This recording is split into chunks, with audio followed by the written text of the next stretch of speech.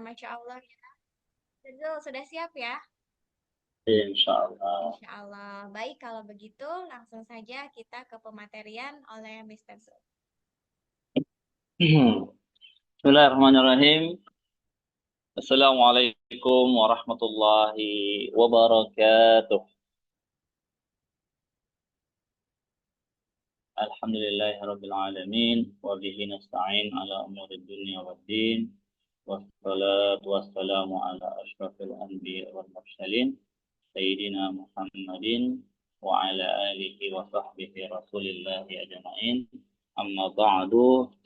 رب اشرح لي صدري ويسر لي أمري واحلل عقدة من لساني يفقهوا قولي اللهم ربنا زدنا علما وارزقنا فهما اللهم فقهنا في الدين وعلمنا تأويل أمين يا رب العالمين. Ayah bunda yang rahmati Allah subhanahu wa ta'ala, bagaimana kabarnya di pagi hari ini? Nah, ini suara ayah bundanya belum kedengaran ini.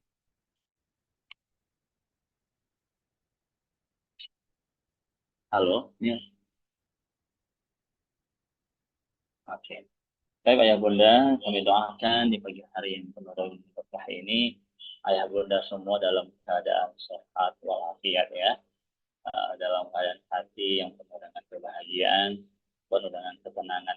Nah, sebelum kita belajar itu kita perlu ketenangan dan kebahagiaan ya. Kalau hati lagi runyam tuh repot mau belajar. Oke, saya.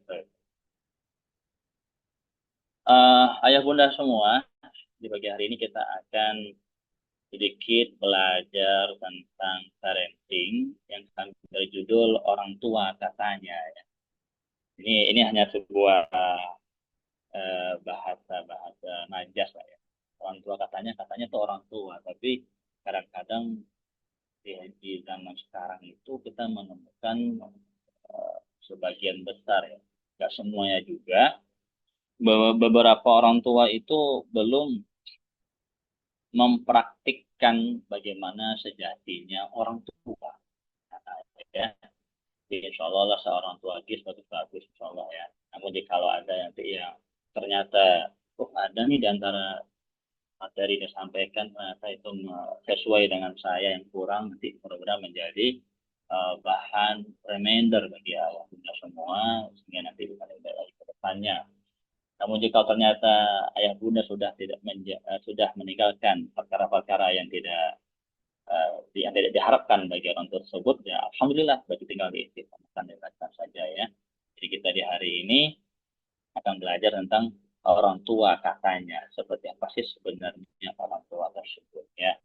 Sebenarnya kalau kita sudah pelajari sebelumnya, bahwasanya orang tua itu merupakan eh, orang yang paling utama membentuk anak.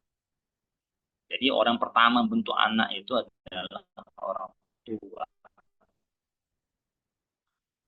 Jadi anak itu seperti apa?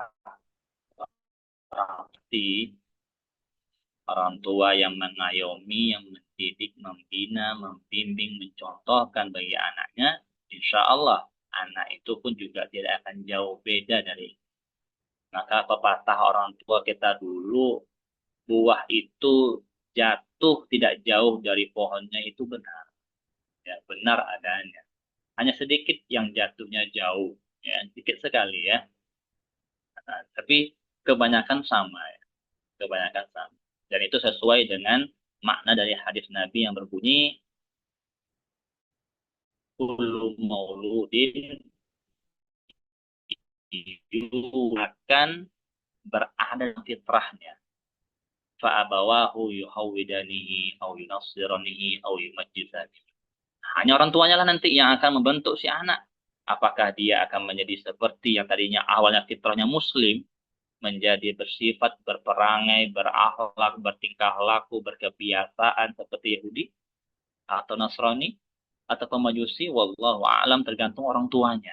Nah, kita hari ini bagaimana belajar anak itu sesuai dengan fitrahnya ya, semenjak dari dia bayi, sejak lahir sampai dengan nanti dia dewasa. Mungkin hari ini kebanyakan orang tua adalah orang tua dari daripada eh, anak-anak SMP yang mungkin anak-anaknya sudah berusia belasan tahun dan mungkin juga sudah ada yang balik ya, balik dan berakal. Nah, ini kita mau lihat bagaimana tentang keadaan pendidikan anak-anak di usia-usia tersebut. Ayah bunda, di dalam di zaman sekarang ya, di zaman era teknologi ya, semua serba digital, semua serba internet, yang mana kecepatan internet, kecepatan digital hari ini sudah sering diakses oleh anak-anak kita.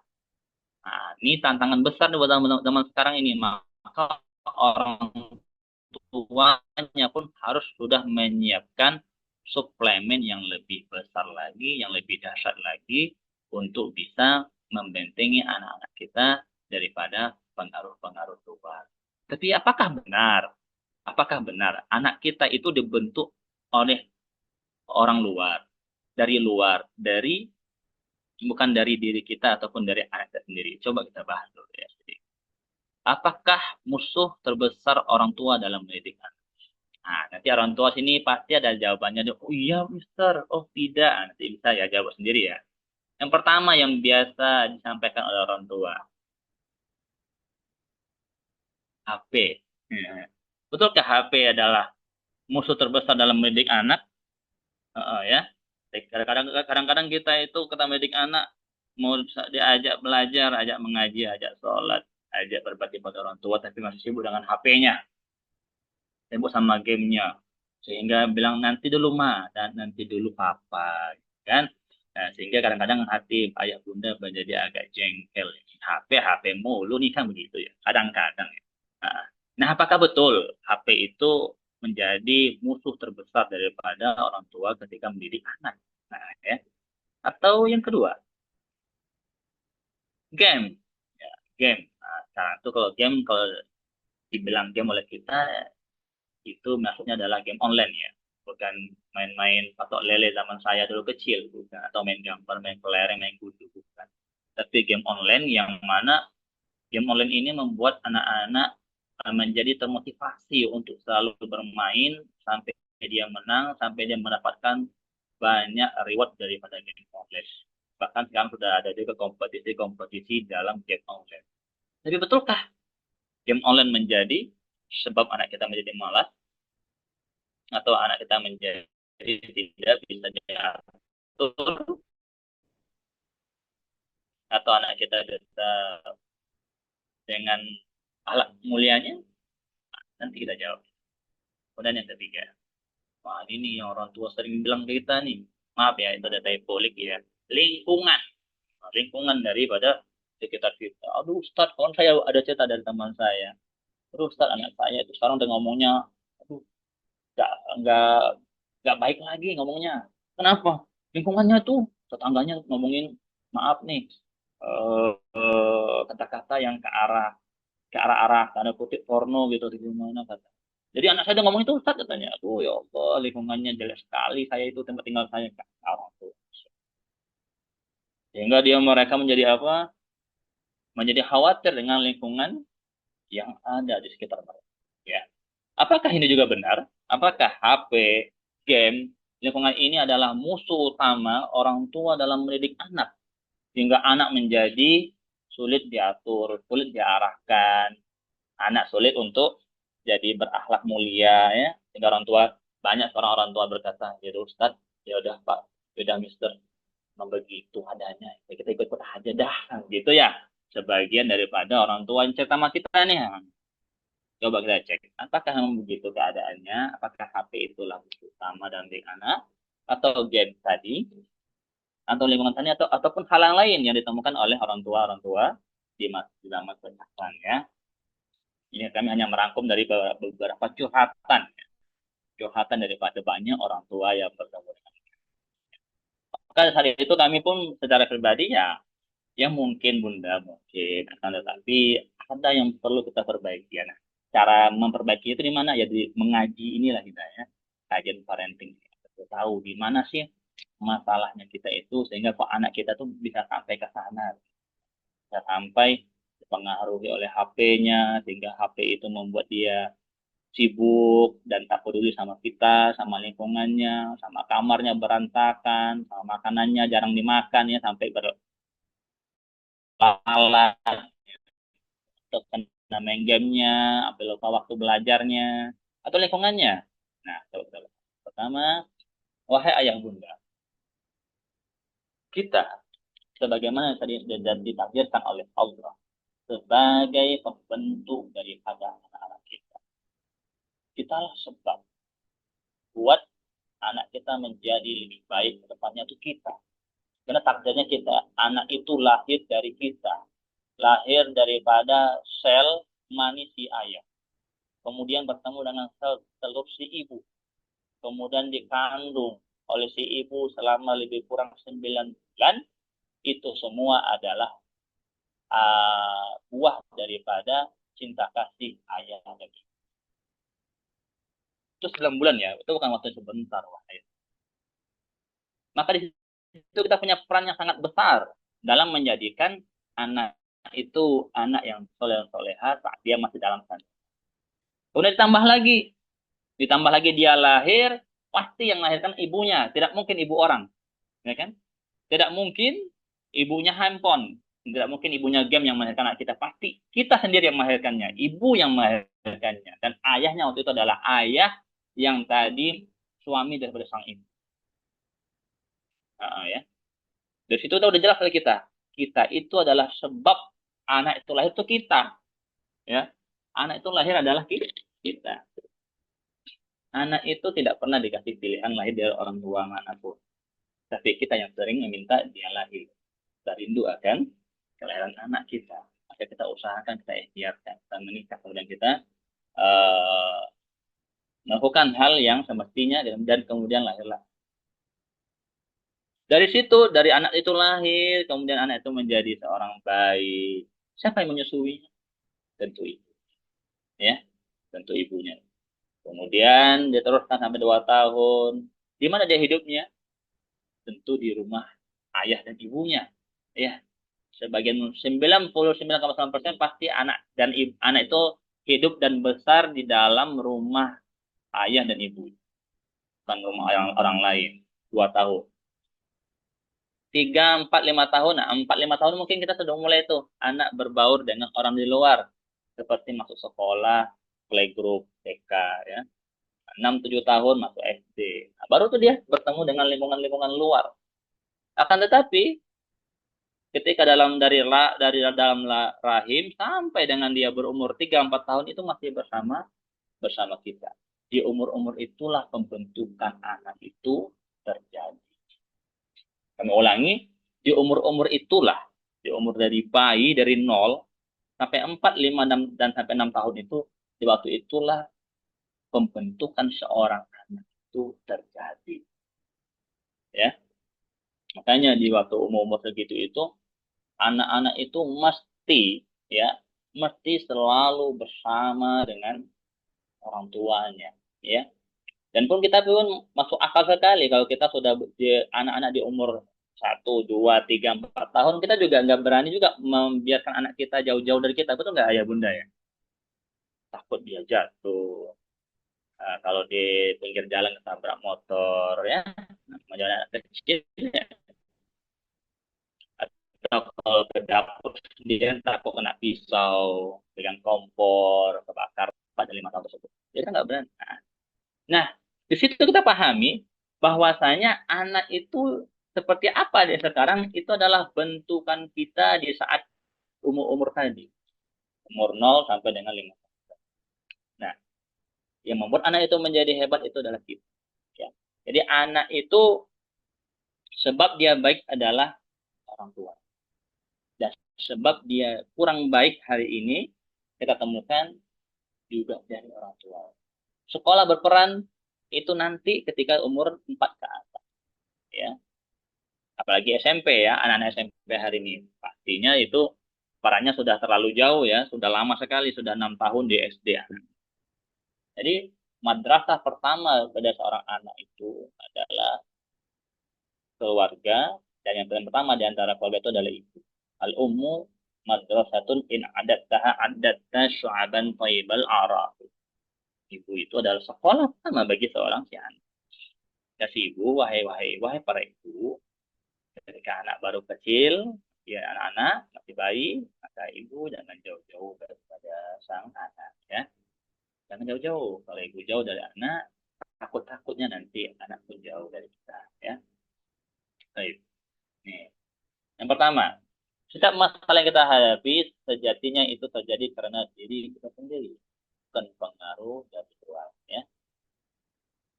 Contoh nih, contoh. Kita punya anak kecil. Anak kita kecil, kemudian minum makan bersama dengan kita di meja makan. Tiba-tiba dia menumpahkan air 1 gelas, basah mejanya, ya. Kita basah mejanya. Kira-kira makan kita kalau mau tetap nyaman dan enak, apa yang kita lakukan itu kita kita punya pilihan waktu itu. Atau kita ingin mengganti makan malam ini menjadi hancur lebur, kita juga yang punya kendali di situ. Coba saya contohkan. Ada si A, itu si anak kecil dari umur 4, 5 tahun itu menumpahkan air di meja. Maka si ayah si ibu langsung berdiri, marah. Kamu ya nggak tahu nih lagi makan enak-enak, kamu ganggu ayah. Basah-basahin meja lagi. Apa yang terjadi? Makan malam menjadi kacau. Suasana di meja makan menjadi nggak kondusif. Kenapa? Ayah dan ibunya marah-marah kepada. Itu contoh A. Contoh B. Sama. Kejadiannya sama. Namun ayah bundanya beda. Beda responnya. Responnya ketika melihat anak menumpahkan air, anak ayah, anak abi, anak umi. Yuk, naikkan gelasnya lagi, ditegakkan lagi. Ini ayah bunda lakukan. Nanti jangan terpaksa. Ya. Makan tetap berlanjut, terus bisa berlanjut dengan baik. Apa kesimpulannya? Masalah yang ada di depan kita itu menjadi masalah atau bukan, itu kita yang memilih, kita yang menentukan. Maka begitu pula dengan pertumbuhan. Ya. Anak kita mau kita jadikan anak yang sabar, anak yang bersyukur, anak yang rajin, yang tekun, yang taat, maka kita yang membentuknya. Ketika dia belum bisa rajin, nah kita contohkan sebuah amaliyah yang rajin. Ya, setiap pagi orang tua udah bangun duluan, ya tidak terlambat bangunnya, itu akan menjadi suatu hal yang akan dicontoh oleh si. Itu juga kita mau contohkan anak menjadi anak yang taat, ya, yang soleh. Maka orang tua adalah orang tua yang setiap harinya sholat, setiap harinya baca Quran, setiap hari nggak lepas daripada berpikir kepada Allah Subhanahu Wa Taala. Maka nantinya anak tidak akan jauh-jauh daripada apa yang telah kita contoh. Jadi seringkali kita menghadapi masalah itu ya karena kita sendiri. Ya, pilihan kita banyak. Kita punya pilihan. Jadi kata Allah tuh, qad aflaha man zakkaha wa qad khaba man dassaha. Ya. Jadi ketika Allah tampakkan di hadapan manusia itu ada yang baik dan ada yang buruk, maka di saat itulah manusia itu diberi pilihan oleh Allah. Ente mau aflaha, ente mau beruntung, maka zakka, maka bersihkan dari diri kita daripada amarah-amarah hawa nafsu, daripada syahwat-syahwat. Maka kita akan bisa mengamankan semua masalah. Yang tadi besar menjadi kecil, yang kecil bukan jadi masalah. Tapi kalau kita waqad khaba man dassaha, ingin jadi orang celaka, maka tinggal ketika ada masalah, maka kita bikin masalah lagi, Mbak. Ya. Apalagi masalah yang baru, ya. Yang tadi awal cuma kecil menjadi besar, yang tadi besar jadi tidak ada solusinya. Nah, begitu ya. Jadi ayah bunda, ketika hari ini kita bertemu dengan anak kita penuh dengan masalah, maka kita tinggal pilih caranya, cara anak kita ini masalahnya selesai, caranya gimana? Apakah kita, ya, kita bereskan masalahnya, cari solusinya, maka lahirlah sebuah kebaikan, terus sebaliknya. Kita mempermasalahkan anak kita, mempermasalahkan lingkungannya, mempermasalahkan handphonenya, mempermasalahkan gamenya, dan terus mempermasalahkan apa yang ada di luar diri kita dan di luar diri anak kita. Maka selama-lamanya dia akan menjadi masalah dan masalah. Kok begitu, Mister? Ya begitu. Emang hari ini kehidupan kita itu bisa full 100% jauh dari handphone. Enggak juga, nggak bisa. Kerjaan tuh di mana-mana pakai WA. Ya, ayah bunda ya. Nah, jadi kita nggak bisa 100% full jauh dari handphone. Kita hanya bisa memanage handphone. Itu juga dengan anak. Nggak mungkin kita harus dia di-fullkan tidak boleh bermain game. Ya, nggak bisa juga. Kita juga beri dia waktu untuk dia. Itu juga dengan lingkungan. Nggak mungkin dia harus dikanangin terus di rumah tiap hari kan gitu ya. Masuk kamar, di kamarnya kamu di rumahnya terus. Gak boleh keluar, di luar ada teman-teman yang berkata tidak baik, ada teman-teman berakhlak tidak mulia. Ya, bisa juga. Kita makhluk yang mendengar kita butuh teman gitu ya. Masalah dari dalam diri kita. Itu yang pertama. Ya, mulailah berbenah dari diri kita sendiri ya. Jadi ayah bunda tinggal dicek sekarang apa ya yang salah. Kok anak saya itu masih susah ya sholatnya ya. Kita cek sholat kita dulu, ayah bunda. Cek sholat saya. Ustaz, saya kok sholat subuh, maghrib, isya tinggal mulu, Ustaz. Nah, coba ayah bunda gimana sholatnya? Oh iya, saya juga sholat Ustaz, tapi ya, sering mundur. Sering diundur sholatnya, Ustaz. Sholat, sholat maghrib itu jam 7 pas. Berarti kan sudah setengah jam lewat tuh. Sholat isyanya nanti, pas sudah mau tidur. Sholat subuhnya, pas sudah mau habis waktu subuhnya. Kan jadi masalah. Atau salat zuhur dan asarnya juga sama mungkin. Nah, itu yang kita perbaiki. Ya, dari awal kita perbaiki dulu diri kita. Kita benak diri kita. Ustadz, anak saya kok suka marah-marah, tantrum Ustadz. Aduh, gimana ini? Saya sampai capek Ustadz ngasih taunya. Tanya diri kita. Ketika dia ada satu hal, kita marah-marah enggak sama dia. Kalau dia ada masalah bikin suatu kerjaan yang mungkin bukan kita harapkan gitu ya. Nah, jatuhin piring lah umpamanya ya, pecah gitu. Lalu kita gimana kata respon kita? Kalau kita masih marah-marah dia juga akan menjadi anak yang marah. Ya. Jadi anak yang tidak bisa mengendalikan emosinya. Ya tanda kutip aja lah atau tak ada hidayat begini. Kalau kita saja yang dewasa ini saja yang sudah balik berakal, berilmu ya, masih belum bisa mengontrol emosi kita, lah bagaimana kita untuk anak kita yang akalnya belum sempurna, ya? Yang kemudian dia belum balik, ilmunya ke ilmunya pun masih kurang. Dan untuk mereka, kamu harus yang bisa bersabar dong, ini segala macam. Kitanya tidak mau bersabar. Itu juga sulit bagi kita. Maka kita benah dulu dari kita. Ya, kita benah diri kita perbaiki daripada ibadah kita, daripada uh, manajemen emosi kita, daripada akhlak kita, daripada kebiasaan kita ya. Nah, setiap hari kita harus punya kebiasaan baik bersama anak kita, agar anak itu bisa menjadikan kita sebagai role model, sebagai teladan, sebagai contoh terbaik bagi mereka. Maka itu akan membuat kita menjadi mudah. Maka Allah akan memudahkan kita dalam mendidik anak kita ya. Terus, dari mana kita mulai, Mister? Dari rohani kita. Daripada jiwa kita. Kita harus punya jiwa yang lurus. Kita harus punya prasangka yang baik kepada Allah Subhanahu wa Ta'ala. Ya, dalam mendidik anak. Ketika anak kita itu sukanya yang aneh-aneh, ya, maka saat itu kita punya husnuzon pada Allah. Apa husnuzonnya? Ya Allah, ini adalah ladang amal soleh saya ya Allah untuk bisa bersabar, menahan amarah dan tetap peluk dan cintai anak kita. Ya, anak tuh bikin aneh-aneh, bikin kita baru aja dirapiin udah berantakan sama dia lagi kan. Itu sering terjadi ya bagi orang tua tuh itu ujiannya tuh ya. Apalagi ibu, wah, masya Allah ya, ibu-ibu yang sabar hari ini, masya Allah. saya kasih jempol dua nih ya, kalau masih tetap sabar menemukan anak yang seperti itu. Dan emang begitu anak-anak ya. eh ya belum bisa berapi namanya juga anak-anak. Dan sabar menghadapinya. Maka insya Allah husnudzon saja. Insya Allah di situ ada pahala, ada ladang amal, ada surga kita di sana.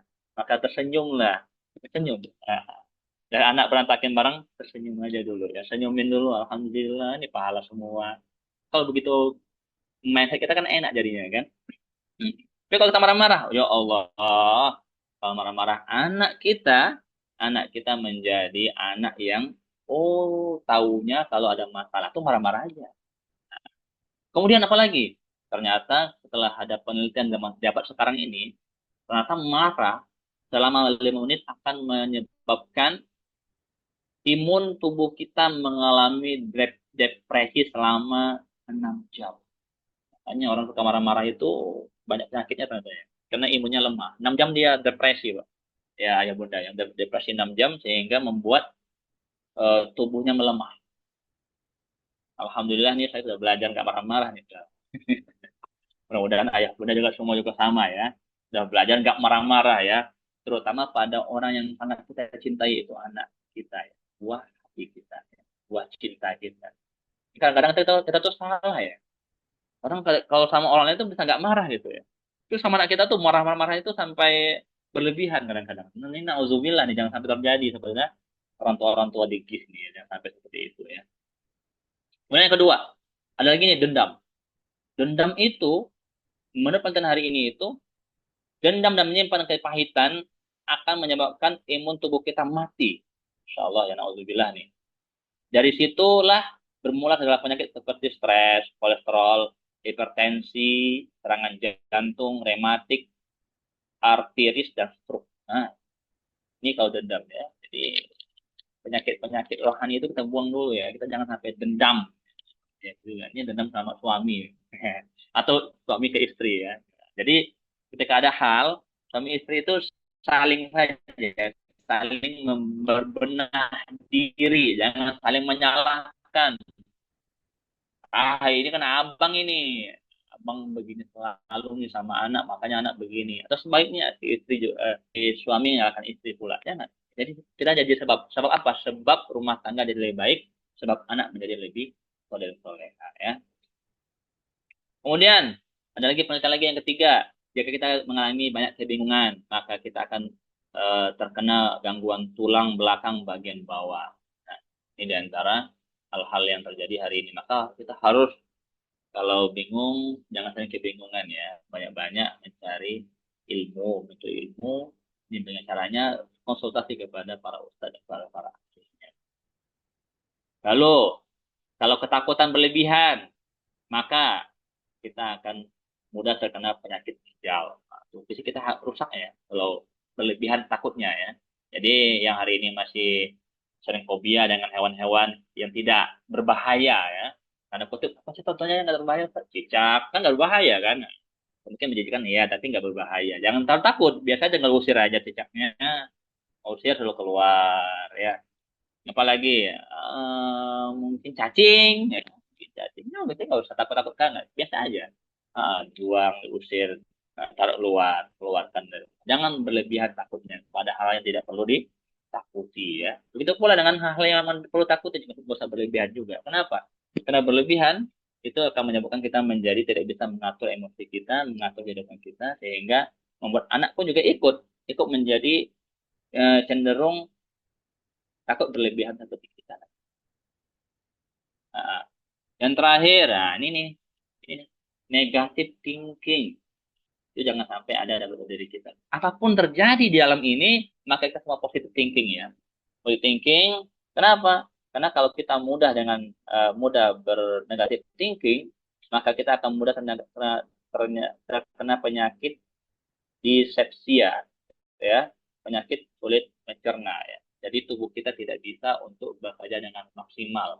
Padahal Allah Subhanahu wa taala telah siapkan sel-sel yang sempurna untuk menjaga diri kita agar selalu sehat walafiat. Namun kadangkala karena kita memiliki negative thinking yang berlebihan, maka itu bisa membuat tubuh kita menjadi melemah. Nah, perbaiki diri kita dari mulai ibadahnya sampai dengan komunikasinya ya, dengan istri, dengan anak itu diperbaiki ya. Ibadah kita sampai dengan komunikasi. Pertanyaan orang, emang apa sih hubungan ibadah dengan kebaikan rumah tangga dan pendidikan dengan anak? Saya meyakini sebuah sebuah rumus cinta segitiga ya. Tapi bukan cinta segitiga yang dalam konotasi negatif, tapi dalam konotasi positif ya. Apa itu maksudnya? Cinta segitiga. Segitiga ya. Saat seorang suami di sini, istri di sini, maka di saat mereka jauh di atasnya ada Allah, di atas jauh dari Allah, maka mereka akan semakin menjauh, semakin merenggang, semakin tidak bisa mendidik keluarga dan rumah tangga menjadi harmonis. Ya, tapi semakin mereka sama-sama mereka kepada Allah, maka mereka akan semakin mendekat. Semakin dekat, semakin dekat, dan semakin rapat. Akhirnya, ketika sudah sama-sama dekat sama Allah, dua-duanya, maka semua akan semakin rapat, maka semakin bisa membangun keharmonisan, komunikasi yang aktif dan baik antara istri dan suami, suami dengan anak, anak dengan istri, dan seterusnya. Nah, kalau kita jauh ibadah kita itu jelek, maka ini akan semakin jauh. Semakin menjauh. Dan semakin sulit kita untuk memperbaiki yang ada. Kenapa? Karena Allah Maha berkehendak atas segala sesuatu. Ketika kita dekat sama Allah, maka Allah kehendaki pada kita kebaikan. Namun ketika kita jauh dari Allah, maka Allah akan kehendaki kita pada hal yang tidak baik. Ketika Allah sudah berkehendak, maka tidak ada yang bisa menolaknya. Lama ni alima. Nah, ini yang jarang disadari oleh anak muda hari ini, itu kita mesti menjadi sebab keluarga harmonis, anak yang soleh-soleha, semenjak sebelum menikah kita sudah benar-benar memilih dengan baik. Makanya eh, di antara pesan Rasulullah adalah tunkahul mar'atu li arba li jamaliha wa maliha wa nasabiha fasfar bizatin din. Pernikahan itu kita harus benar-benar selektif ya, selektif dalam memilih pasangan, yaitu pilih pasangan yang tidak hanya cantik, tidak hanya kaya, tidak hanya punya kedudukan, tetapi benar beragama. Kita orang Islam, tentu kita tahu dengan nilai agama ya, beragama, bermoral dan berkarakter yang soleh dan soleh. Itu yang kita pilih. Kenapa? Karena pernikahan itu akhirnya kita akan menikah dengan karakter dan akhlak daripada pasangan kita. Ya, cantik, kaya, dan kedudukan itu hanya di awal saja. Ya, tetapi yang aslinya yang akan bersama dengan kita itu adalah agama si pasangan kita. Maka kalau jangan pasangannya udah bagus, maka sama anaknya juga bagus ya.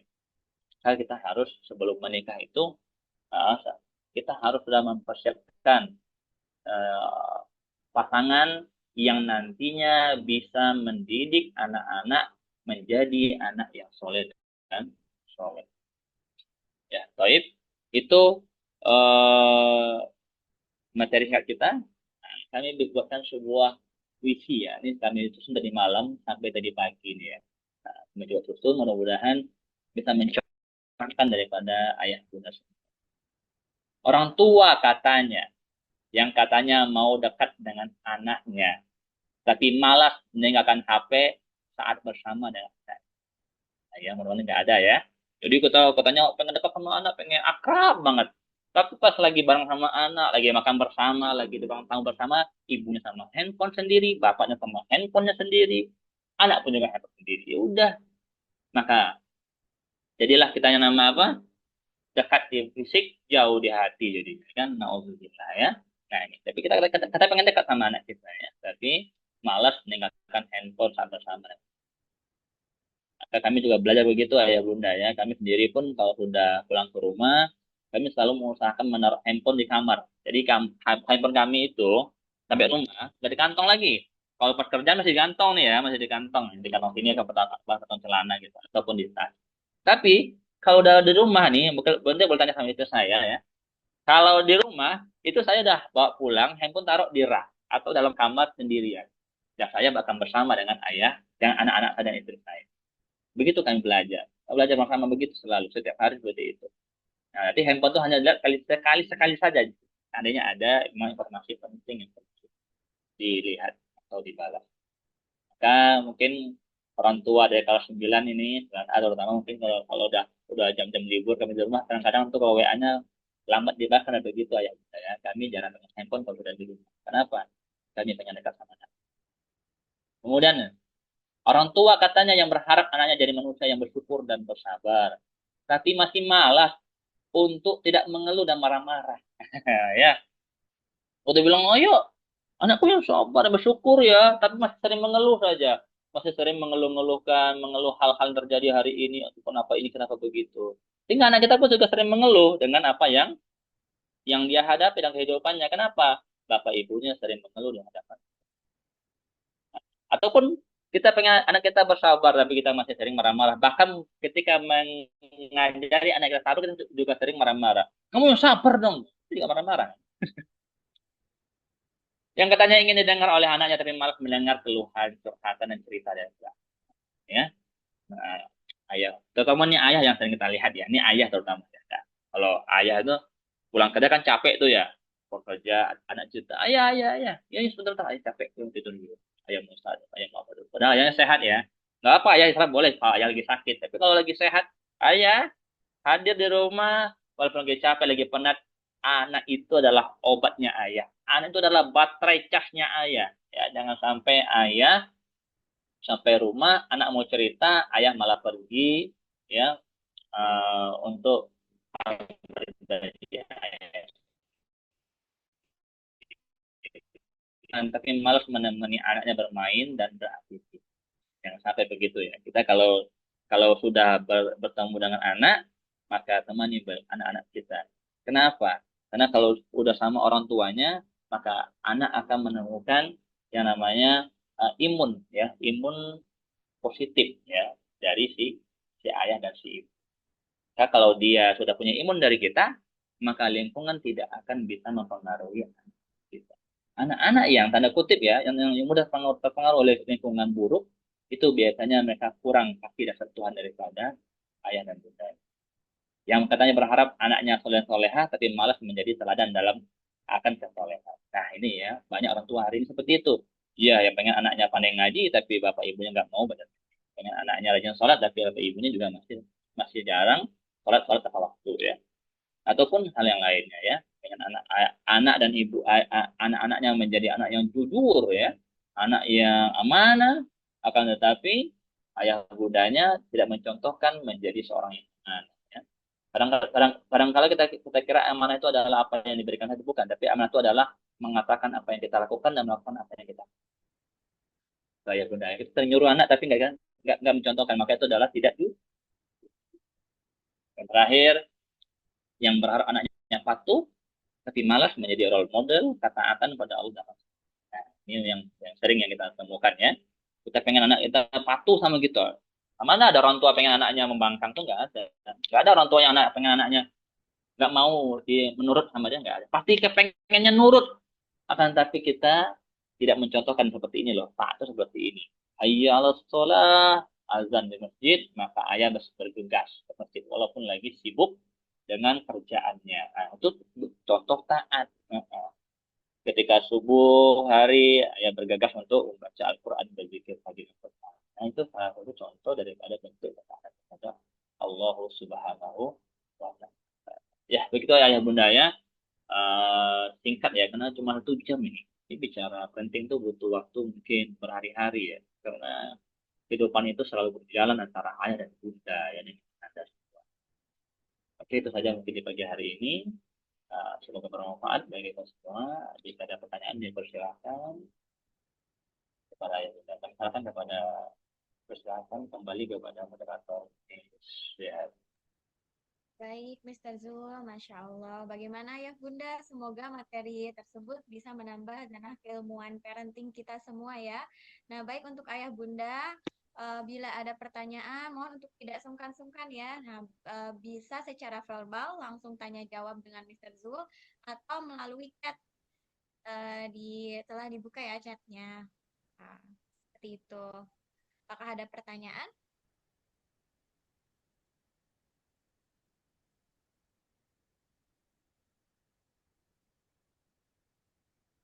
Belum ada, Mister Zul? Monggo sudah paham insya Allah ya. Kalau sudah ada pertanyaan, kita anggap ayah bunda sudah memahami dan mudah-mudahan semuanya sama seperti yang tadi kita sampaikan. Mudah-mudahan tidak ada yang jauh dari itu semua. Sudah pada kalau bersama anak sudah tidak lagi megang handphone ya. Mohon maaf, Mister Zul. Kalau begitu saya izin bertanya, boleh, Mister? Oh boleh sekali. Oke, baik, Mr. Zul, seperti ini ya. Jadi kan betul sekali apa yang telah disebutkan oleh Mr. Zul sebelumnya, bahwa sebagai orang tua hendaknya kita ini selalu memberikan contoh yang baik untuk anak-anak kita. Nah, karena kan kadang kita orang tua pun naik turun ya mungkin seperti itu motivasinya, apalagi dengan pekerjaan. Nah, bagaimana untuk tetap istiqomah, apalagi terkadang kalau misalnya anak-anak kita tuh telah dikasih tahu gitu ya, tapi kadang tetap seperti itu gitu. Masya Allah, kitanya sudah berusaha gitu, namun bagaimana untuk tetap istiqomah dan memberikan contoh yang baik juga untuk mengajak partner kita untuk sama-sama, ayo nggak apa-apa gitu, kita bimbing anak kita. Nah, seperti itu. Oke, jadi pertanyaan tadi tentang bagaimana bisa istiqomah memberikan teladan ya Iya, betul, kepada betul, Mister. anak-anak kita. Nah, yang perlu kita pahami adalah yang pertama, kita juga harus tahu fase-fase daripada anak-anak kita. Ya. Anak kita itu punya fase-fase sendiri ya. Anak 0 sampai dengan 7 tahun itu adalah fase-fase di mana anak itu kita masih jadikan mereka sebagai seperti seorang raja. Banyak yang kita ikutin daripada permintaannya, tetapi tidak semuanya juga. Ada yang perlu dibatasi. Tapi ketika yang diminta adalah ya kalau segitu dan umur 8 sampai dengan umur balik itu kita jadikan mereka sebagai seorang tawanan di balik ya. Jadi kalau udah 8 sampai dengan balik sebagai seorang tawanan. Apa tawanan itu? Ya kita yang mengatur mereka agak lebih banyak. Di balik tadi kalau tadi raja 0 sampai 7 tahun raja, kalau 8 sampai dengan usia balik mungkin 15 tahun lah ya kalau hari ini, maka kita jadikan mereka sebagai seorang tawanan. Seperti seorang tawanan. Artinya kita banyak yang mengatur mereka, mengarahkan mereka. Kenapa begitu? Karena kalau di umur 0 sampai 6 tahun ini mereka hanya butuh sentuhan kasih sayang kita. Sedangkan 8 sampai dengan umur balik ini mereka butuh ditanamkan suatu prinsip, ya, suatu dasar kehidupan. Dasar itu kita banyak. Balik sampai dengan dewasa, sampai dengan menikah, maka jadikan mereka sebagai seorang teman, ya teman diskusi, ngobrol bareng, gitu ya, curhat bareng. Jadi ayah bunda jangan curhat sama anak SMP ya. Nah, nggak akan bisa mereka nalar. Ya belum belum saatnya. Nanti kalau mereka sudah SMA ke atas lah, bisa lah insya Allah. Itu pula apa kita mana kecil itu curhat, ini ini bapak lagi sedih. Nggak paham mereka. Nggak cocok sama beliau ya. Nggak paham anak kecil. Tapi kalau udah SMA baru curhat. Curhat tuh gitu. Jadi ada waktu-waktunya. Nah tentu untuk mengistiqomahkan kita menjadi teladan itu kita harus paham man ana siapa saya. Kita paham. Kita paham saya itu siapa. Saya adalah ibu. Maka ibu itu setiap gerik-geriknya, setiap detik itu diperhatikan oleh si anak. Anak umur 0 sampai dengan 7 tahun itu adalah fase meniru total. Total ditiru semuanya kita oleh beliau. Apapun itu ditiru sama beliau. Jelek, jelek ataupun baiknya. Maka seandainya ayah bunda lagi apa tuh lagi masak di dapur pakai pisau itu kan, nah, motong-motong. Nah, hati-hati jangan sampai motong tangan sendiri. Nanti anak ikuti pula potong tangan sendiri pula nanti dia. Karena nggak paham dia. Kalau itu adalah tidak baik. Maka kita harus paham dulu siapa saya, man anak, siapa saya. Pahami dulu. Maka tadi sampaikan di awal tadi, kita harus sudah mempersiapkan jadi orang tua sebelum kita menikah. Ilmu tentang menjadi orang tua ini harus sudah siap sebelum kita menikah. Nah, misalkan belum nikah harus sudah siap. Saya itu akan jadi, nanti akan jadi orang tua. Maka saya harus tahu apa yang wajib saya lakukan kepada anak saya, apa yang sunnah, apa yang mubah, apa yang makruh, dan apa yang haram. Lima-lima tahu kita paham, harus tahu ilmunya dulu. Udah tahu itu kita akan enjoy melakukannya nanti insya Allah. Ya ketemu anak, yang kinestetik, visualisasi, ya, atau auditori, ya, itu semuanya kita aman aja. Kenapa? Kita udah paham ilmunya dari awal. Gitu. Masalahnya kalau kita nggak paham itulah, kita cuma pahamnya diri kita. Diri kita ini bukan orang yang kinestetik. Ketemu anak kinestetik itu sangatlah, oh, nyerunyam hati itu buatnya. Ya. Maka kita harus tahu dulu siapa kita. Ya, siapa kita. Yang kedua, kenapa anak itu diadakan oleh Allah untuk kita? Sebagai amanah, sebagai tanggung jawab bagi kita yang nantinya akan Allah mintai pertanggungjawabannya dunia dan akhirat. Di dunia kalau kita tidak benar didiknya, maka kita nanti akan Allah kasih buahnya di dunia. Apa buahnya? Kalau dia kita benar didiknya, maka dia akan menjadi anak yang soleha yang akan membuat kita menjadi qurrata ayun bagi kita. Namun kalau tidak, maka dia akan menjadi pemanas mata kita. Maka kita akan panas melihat anak kita panas, panas dan panas ketika di dunia, atau di akhirat. Nauzubillah, kita paham itu semua. Ini amanah. Maka amanah itu apa kata Allah? Aufu bil uqud. Silahkan dilaksanakan amanah itu sesempurna mungkin. Jangan sampai ada satupun yang kita tinggal. Dua hal ini yang mesti kita pahami sebelum menikah. Maka kalau Mister, aku tuh udah menikah, bahkan udah punya anak, anakku dari SMP, Mister gimana ini? Kembali kepada rumus yang kedua. Kenali siapa diri kita dan siapa anak kita. Nah ya, siapa diri kita dan siapa anak kita. Kita siapa dan siapa anak kita. Itu ya akan membuat kita menjadi bisa istiqomah untuk memberikan teladan bagi orang. Ya, Masya Allah. Terima kasih, Mr. Zul. Jadi intinya kita harus betul-betul mengetahui ya esensinya kita ini menjadi orang tua ini untuk apa. Dan juga kembali lagi menyadari bahwa kita sendiri yang menginginkan anak itu seperti itu. Lalu anak ini hak-haknya itu apa saja. Seperti itu ya kewajiban sebagai orang tua dan lain sebagainya. Terima kasih, Mr. Zul. Nah, baik. Untuk ayah dan bunda, mungkin satu pertanyaan lagi bila ada yang ingin ditanyakan. Baik, tidak ada. Nah, kalau begitu kami cukupkan sampai di sini. Jazakumullahu khairan atas waktunya dan atas partisipasinya kepada ayah bunda yang telah menghadiri kajian parenting dari Junior High KIS 2 Serpong ini. Dan untuk Mr. Zul, terima kasih Mr. Zul. Jazakallahu khair. Semoga ilmunya bermanfaat dan juga semoga pertemuan kita semua kali ini memberikan dampak positif untuk kita semua. Amin Amin ya ya Rabbal Rabbal Alamin. Kalau begitu, mari kita tutup kajian ini dengan membaca hamdalah dan juga kafaratul majelis. Alhamdulillahirabbil Alamin. alamin. Subhanallah. Subhanakallahumma wa bihamdika asyhadu an la ilaha illa anta astaghfiruka wa atubu ilaik. Baik, bagi ayah bunda boleh meninggalkan Zoom meeting. Sekali lagi terima kasih. Wassalamualaikum. Waalaikumsalam warahmatullahi wabarakatuh.